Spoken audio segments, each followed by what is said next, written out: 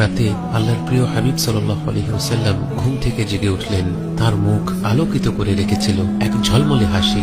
এত সুন্দর হাসি দেখে সাহাবায়ে কেরাম রাদিয়াল্লাহু আনহুম বললেন, ইয়া রাসূলুল্লাহ, আপনার দাঁত মোবারক সর্বদা উজ্জ্বল থাকুক। এত খুশি হয়ে হাসছেন যে, কি হয়েছে? তিনি সাল্লাল্লাহু আলাইহি ওয়াসাল্লাম উত্তর দিলেন, আমি স্বপ্নে দেখলাম আমার উম্মতের এক ব্যক্তি পুল সিরাতের উপর দিয়ে হেঁটে যাচ্ছে, যে সিরাত জাহান্নামের উপর বেঁধে রাখা হয়েছে। তলোয়ারের চেয়েও ধারালো এই পুল সিরাত আল্লাহ তাআলার বিশেষ মেহেরবানি ছাড়া কারো পক্ষেই অতিক্রম করা সম্ভব নয়। আমি দেখলাম সেই লোকটি পুল সিরাতের উপর দিয়ে হাঁটছে, কখনো ঠিক মতো পা ফেলছে, আবার কখনো হোঁচট খেয়ে পড়ে যাচ্ছে। সে কয়েক কদম এগোয়, আবার পড়ে যায়। লোকটা একেবারেই স্থিরভাবে হাঁটতে পারছিল না।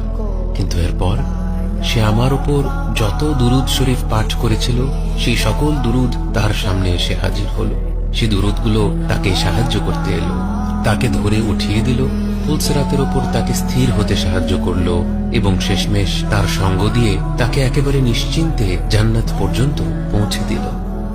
আমরা সকলেই যেন বিশেষভাবে পবিত্র এই জুমাবারে বেশি বেশি করে দুরুদ শরীফ পাঠ করতে চেষ্টা করি।